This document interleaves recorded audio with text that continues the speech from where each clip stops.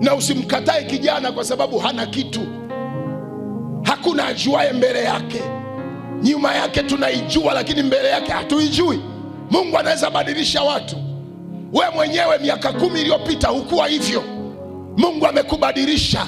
Huyo Amani Mwasoto unayemuona leo yuko hivi, hakuwa hivi, Mungu kambadilisha. Unaweza ukamkataa leo, lakini kesho akawa sio wa kawaida. Anaweza kaonekana leo kama ana tabia mbaya, lakini nakwambia watu hubadilika. Sisi wote hapa hatukuwa na tabia nzuri, ni Yesu katubadilisha. Na kubadilika ni process, kubadilika ni mchakato, sio kitu cha siku moja.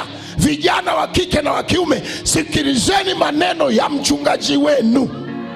Sikiliza maneno ya mchungaji wako. Yule unayemuona ana kitu, kesho anaweza akawa hana kitu. Utafanya nini? Kuna watu waliolewa na watu wana magari, wana majumba, ni matajiri. Baada ya kuoana miaka 5 ni maskini wa kutupwa. Mtetezi wangu Yesu yu hai Baba, yu hai. Rudisha Pentekoste Halisi ni kipindi kinachoendeshwa na mtumishi wa Mungu, mchungaji na mwimbaji wa nyimbo za Injili Amani Mwasote wa Mbeya Revival Church. Basi muhimu